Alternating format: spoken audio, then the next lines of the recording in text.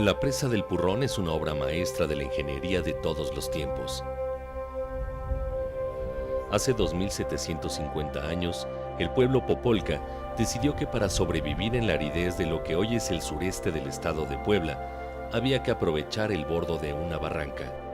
Ahí, con asolves estratégicamente construidos, lograron controlar los cauces que las escasas lluvias dejaban y dieron forma a un depósito capaz de almacenar 2 millones de metros cúbicos de agua.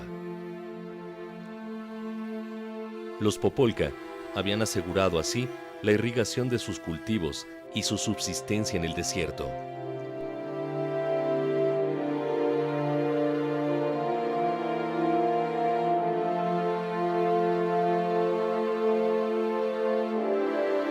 Gracias a este contraste entre agua y desierto, vida y muerte, se cuenta que aquí comenzó el mundo. Y con él, los seres humanos. Hoy, aunque no parezca, estos valles y estas laderas aún conservan en sus entrañas mantos acuíferos, el más famoso, Tehuacán.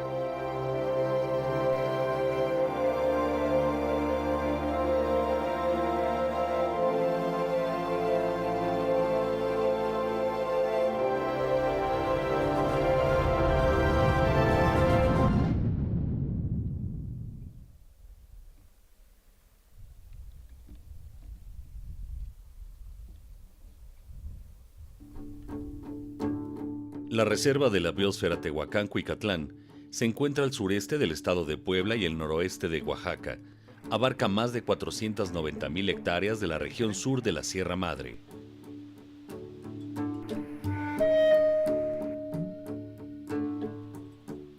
Es considerada la región semiárida del país más al sur.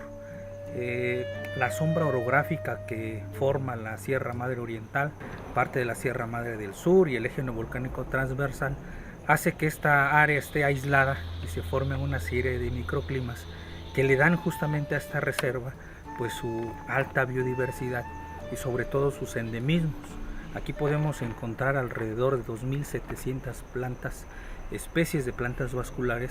Tenemos documentado alrededor de 500 especies de animales, entre anfibios, peces, reptiles, aves y mamíferos.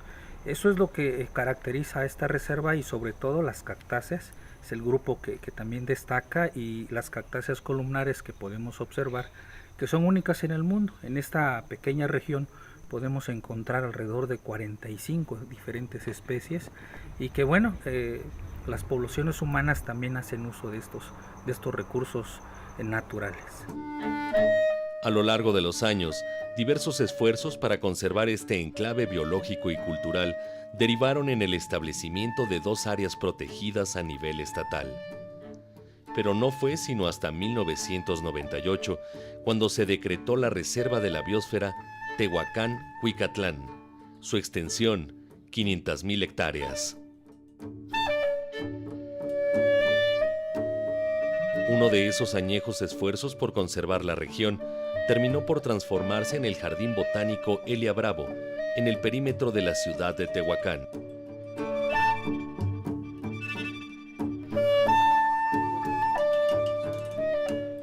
Esto tiene historia. La historia comienza así. Año de 1982, los japoneses llegaron acá. Ellos, valiéndose de los permisos de las autoridades que en ese entonces les permiten llevarse muchas de estas plantas. Se los estuvieron llevando en cajas grandes de madera, en plataformas de tráileres. La ruta fue Colima, posteriormente a Japón. En ese saqueo que hay en ese entonces, pues las autoridades mismas tienen la oportunidad de valorar esto y nace la idea de llevar a cabo ese proyecto.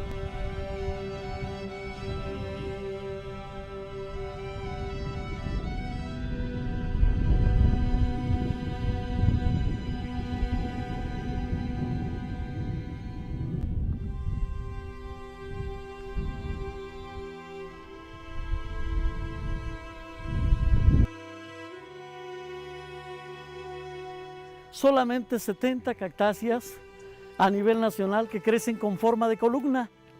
Pues nosotros tenemos la gran mayoría, hablamos de 45 de ellas dentro de la reserva de la biosfera. Eso es lo que hace único, diferente, especial este lugar, porque contamos con el 64% de todas las cactáceas a nivel nacional que crecen con forma de columna.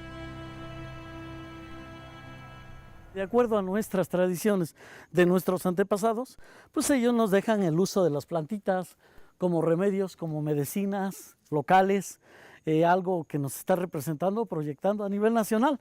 Imagínense, aquí en este lugar, nosotros las plantas extraemos, de acuerdo a nuestra costumbre, la savia y la proyectamos en una pomada, muy buena, por ejemplo, para las reumas, dolores de artritis, pero también esta savia se proyecta, por ejemplo, en shampoo para el pelo, el palo verde o manteco, este que está aquí. Igualmente, una vez por año, viene una mariposita, deposita sus huevecillos, estos se convierten en gusanitos, nosotros los colectamos, los llevamos a casa, los que cocinamos nos los comemos, un modo tradicional, pero además de eso, le llamamos afrodisíaco igual. Este que está aquí es un agave, y este agave se llama pichomel, pues nosotros lo usamos para esto. Cuando en el campo se corta uno, inmediatamente corta uno en esta parte, lo aplica uno en la parte donde está saliendo la sangre, sirve como un coagulante. Para eso se utiliza también para extraer el mezcal, el pulque. El turismo es una parte importante la cual nos deja recurso pues, para ayudarnos económicamente aquí a la población. En los puentes o, por ejemplo, Semana Santa, contamos con 1,400 personas, imagínense, pero también llega el tiempo en donde se mantiene estable, 400 personas mensualmente. Este jardín botánico, que rinde homenaje a Elia Bravo, pionera en el estudio de las cactáceas, se ha convertido en una opción real de subsistencia en la región. Sin embargo, otras comunidades buscan también alternativas para alcanzar un desarrollo sustentable en el desierto. Actualmente tenemos alrededor de 120 hectáreas que han sido sembradas a nivel parcela con las comunidades de Santana Telosto, de Zapotitlán Salinas, de San Luis Atolotitlán, y lo que permite es que en el mediano plazo podamos tener esta opción productiva con planta que ha sido producida en vivero, con planta que ya no es silvestre y que le estamos dando una opción productiva a las comunidades. 2 kilómetros al sur del Jardín Botánico se encuentra Zapotitlán Salinas, donde se implementan estrategias para desarrollar la agricultura. Con el interés de recuperar áreas que en algún momento se han quedado abandonadas pues, por el bajo rendimiento de los cultivos, darles otra visión. En este caso es para el maguey, que es una especie que se adapta a este clima. En este proyecto participaron alrededor de 50 personas y cada uno de ellos participó con su propia parcelita, aproximadamente 1 hectárea por cada persona, por cada comunero. Pues en primer lugar, crear un ingreso para la gente, porque no hay fuentes de empleo acá, entonces eso hace que mucha gente de la comunidad emigre hacia Estados Unidos en busca de empleo. Se está tratando de concientizar a la gente de que cambie el modo de cultivo, porque se siembra, la mayoría de los campesinos siembran maíz y frijol, pero como son muy pocas las lluvias, prácticamente no cosechan nada. Yo les digo a veces que siembran esperanza y cosechan desilusiones. Entonces se está tratando de que se busque un cultivo que sea seguro, que sí tarda 6, 7 años. Lo que tratamos de hacer es también de buscarles empleo temporal a las personas, emplearlas en mantenimiento de caminos para que obtengan un pequeño salario y puedan aguantar este tiempo que se va a llevar el crecimiento del maguey. Y también hemos trabajado con algunas comunidades atendiendo algunas presiones, la ganadería extensiva, el sobrepastoreo, que es lo que provoca en algunas regiones cierta degradación de los recursos, hemos estado trabajando con algunos grupos para capacitarlos, para mejorar sus condiciones productivas. Se han establecido parcelas de forraje para que este ganado lo hagamos más productivo y disminuyamos la necesidad de sacarlos a pastorear con la intensidad que hasta el momento se ha documentado en algunos sitios.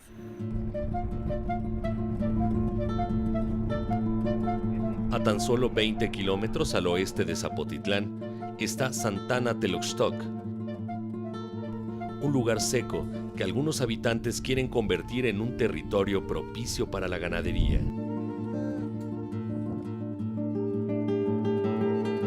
Este es un ganado que nosotros trajimos de General Cepeda, de Saltillo, Coahuila. Tienen aproximadamente un peso promedio entre 40 kilos de peso. Las que nosotros teníamos antes tenían un peso aproximado de 35 kilos y la teníamos que cuidar alrededor de 5 o 4 años para sacarlo al mercado con un valor de 1,500 pesos. Cuando nosotros nos damos cuenta que podemos producir cabrito, ¿verdad? Gracias a la asesoría que nos dio nuestro asesor, un cabrito, ¿verdad? En General Cepeda nos dicen que cuesta 800 pesos de 45 días de nacidos. Entonces nos damos cuenta que no tenemos que cuidarlo mucho tiempo para poder sacarlo a un buen precio. En este corral la mejoría que nosotros vemos es que la sombra, lógicamente para nosotros elevar la mejor productividad tenemos que tener un animal con el mejor confort posible, ¿verdad? Para que se sienta tranquilo y pueda producir lo que debe de producir. Estamos convencidos, ¿verdad?, que podemos tener esto controlado y no estar molestando tanto el monte, ¿verdad? Podemos pastorearlas, pero también podemos tenerlas encerradas. Con un alimento balanceado, se nos dio la asesoría de que también tuviéramos que poner nuestras praderas, ¿verdad?, de guaje, de nutrientes, de proteínas.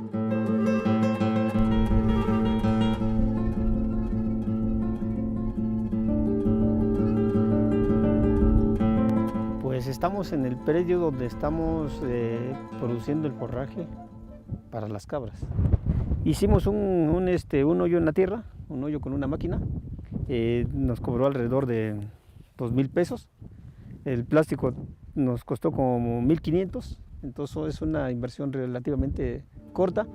El estanque se está manteniendo con una manguerita de media pulgada y con esta agua que tenemos aquí es suficiente para regar todo el sistema de riego por goteo de aproximadamente 1 hectárea. Si la zona norte de la reserva se caracteriza por la lucha para incrementar la productividad en medio de la aridez, 150 kilómetros al sur, ya en el estado de Oaxaca, le halla el polo opuesto, Santiago Apoala, algún día conocido como la provincia de las flores, en el valle de Tehuacán. A la riqueza biológica de Apoala hay que agregar su relevancia cultural. Aquí, en estos parajes, se domesticó el maíz, dando pie a la evolución de la agricultura y a la historia de las grandes civilizaciones del continente americano. Apoala es un lugar histórico, un centro sagrado donde surgieron las primeras parejas. Apoala en sí es en lengua náhuatl, pero en la propia lengua de los mixtecos se llama Ñu Sabi, pueblo de la lluvia.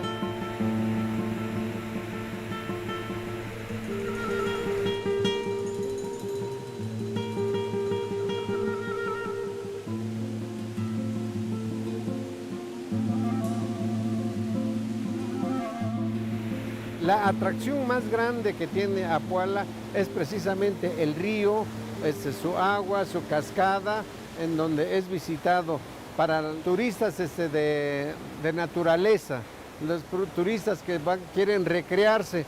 Entonces vienen precisamente para ver el río, para ver la cascada, para bañarse en el río, para conocer los sitios sagrados que hay en este lugar.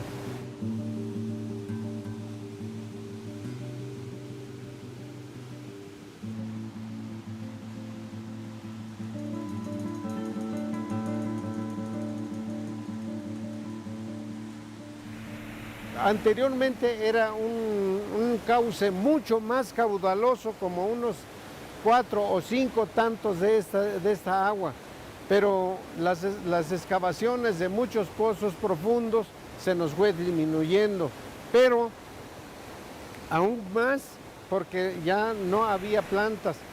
Ahora estamos sembrando la reforestación, ahora sí, las zanjas bordo en donde se almacena, el agua se va filtrando poco a poquito, entonces nos está manteniendo bien hasta ahorita el agua.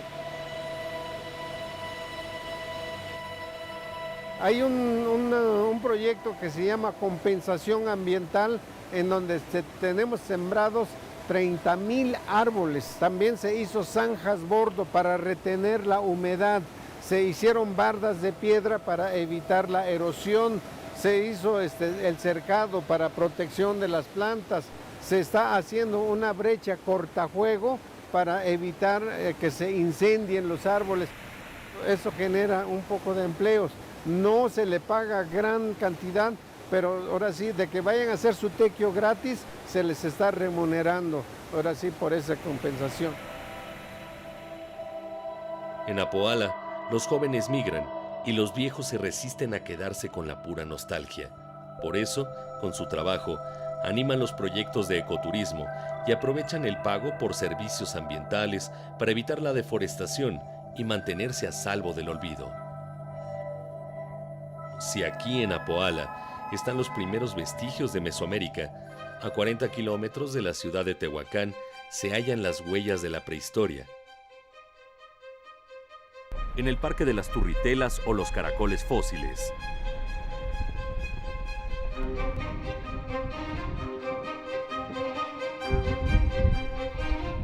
Estamos dentro del Parque de las Turritelas, que podemos apreciar una especie de turritelas que se encuentra en este parque. Lo que más son moluscos que pertenecieron al Aptiano, al Cretácico inferior de hace 110 millones de años aproximadamente. También lo característico, bueno, podemos ver este banco de ostreidos. El estrato se ve oscuro, es un estrato diferente. Podemos ver que está aflorando de manera natural, ¿sí? Por la erosión del agua, del viento.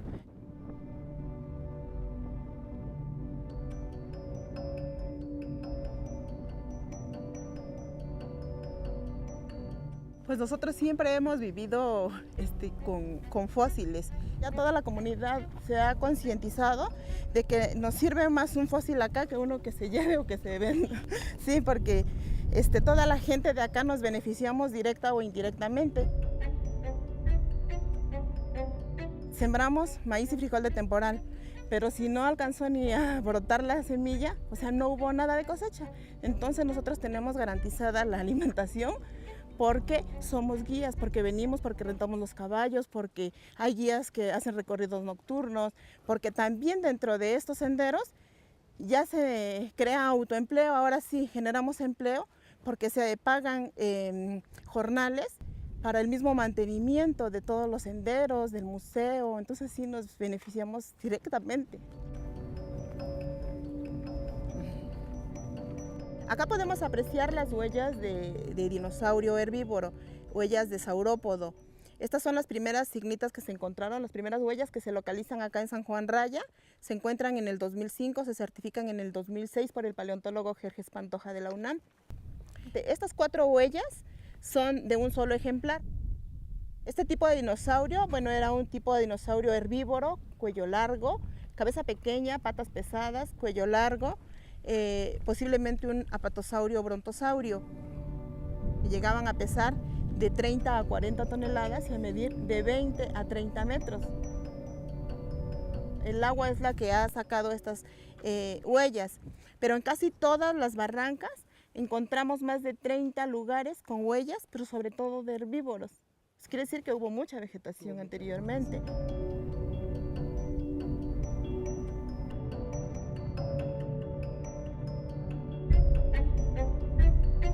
Nos encontramos acá en área de la biznaga gigante, con la reina de las biznagas. Este ejemplar tiene aproximadamente 3 metros de altura, con una edad aproximada de 1000 años.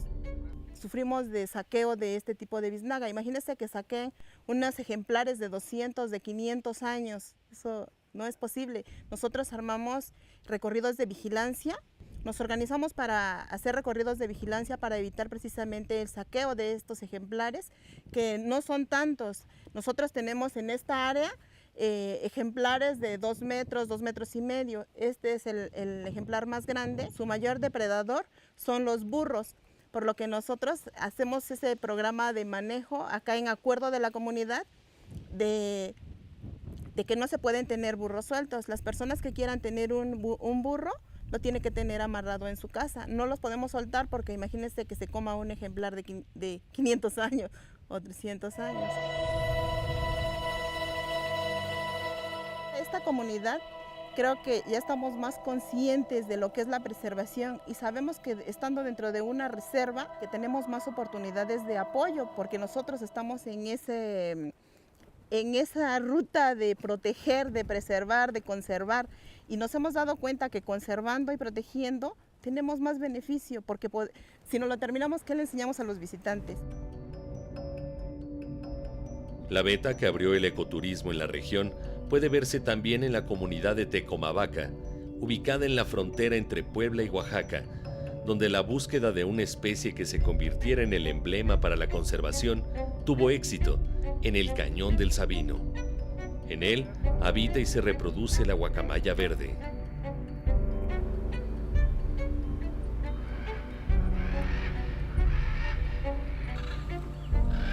Tenemos 3 senderos. Aquí tenemos el recorrido de las guacamayas, zona de reproducción, que es segundo lugar a nivel mundial, zona de reproducción. Tenemos el recorrido acá al santuario de la guacamaya. Tenemos el de los compadres que se hace en cabalgata, en ciclismo también, y a las Echeverias. O sea, entonces, en eso consiste acá nuestro ecoturismo.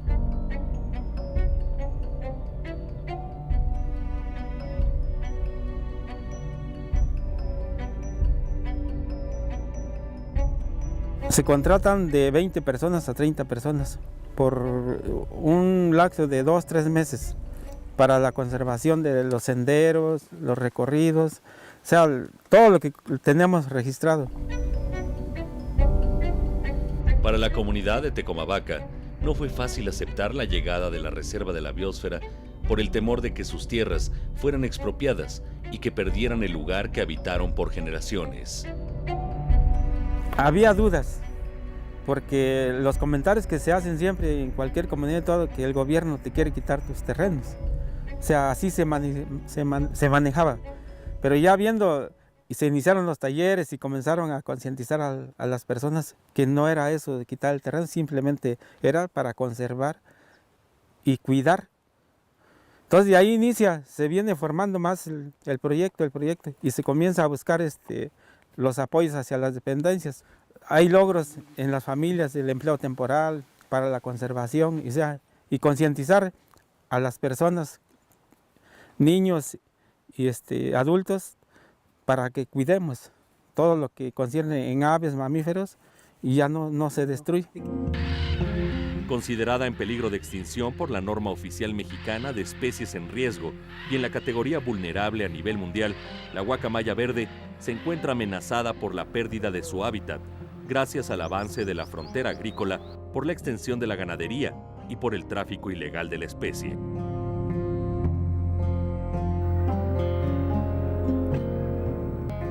Hay cazadores, tenemos muy cerca comunidades que no son de Tecomavaca, pues se han introducido a veces. Entonces eso es lo que hemos venido nosotros a estar constantemente. O sea, hemos estado vigilando y cuidando, porque sí tenemos esa amenaza pues de los cazadores noctíferos. Con 368 especies endémicas de flora y 338 especies diferentes de fauna, 5 de ellas también endémicas, esta región es un rico objeto de estudio para distintos investigadores de universidades como la Universidad Autónoma de Puebla, la Benito Juárez de Oaxaca y la UNAM, como sucede en San José Axuxco, a 50 kilómetros de Tehuacán.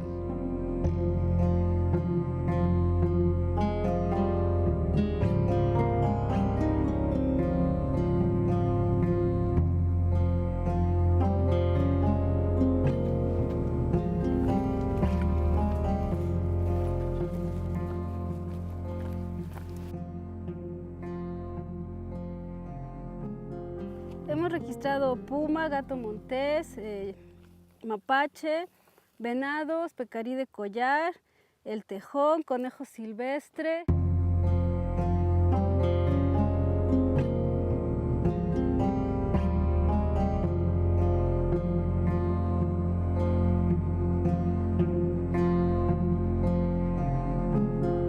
Fue una feliz coincidencia de intereses. En Iztacala tenemos como misión trabajar en las zonas áridas. Entonces, pues yo estaba buscando un sitio para trabajar dentro de la reserva y los ejidatarios estaban buscando poner cámaras trampa porque hay muchísimo venado aquí en la zona y ellos están conscientes de que entran los cazadores ilegales por los venados.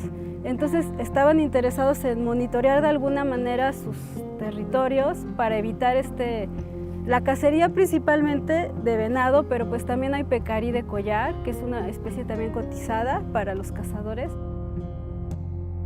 Empezamos a poner las cámaras trampa, donde ellos consideraron importante, donde ellos sabían que pasaban los animales y donde ellos sabían que entraban a cazar ilegalmente.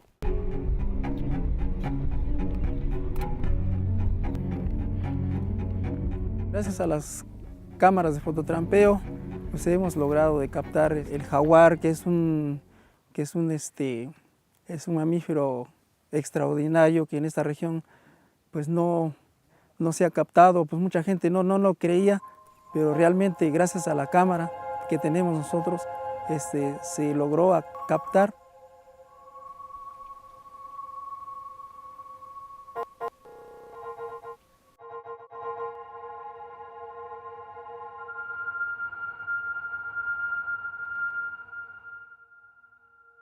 Queremos nosotros saber cuántas especies tenemos, porque en el ejido de San Pedro pues es una extensión muy larga, muy grande.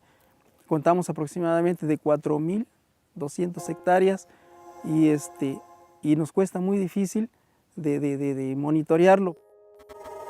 Empezamos con 3 cámaras trampa y actualmente tenemos 15.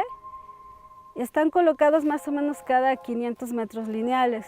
Y los resultados que hemos obtenido, pues lo más sobresaliente primero fue documentar todas las especies de mastofauna que hay aquí en San José Axusco, que llevamos 18 con las cámaras trampa. Y aparte, pues los 2 felinos que están en la lista de categoría de riesgo de la norma oficial mexicana. Pues esto viene desde años atrás, nos vienen inculcando a nuestros abuelos, a nuestros padres, que ellos fueron los que iniciaron para hacer este trabajo que nosotros, que los jóvenes estamos disfrutando ahorita. Y esto pues vamos a inculcar a los hijos para que cuidemos esta naturaleza que tenemos. En estas montañas y cañones, en esta región semiárida, tuvo lugar la domesticación del maíz y la calabaza hace 10.000 años. Desde entonces, como queda constancia en la monumental presa del Purrón y su sofisticado sistema hídrico, se han buscado alternativas para el bienestar humano, para la conservación de la vida y de nuestra especie, en un proceso civilizatorio y ecológico.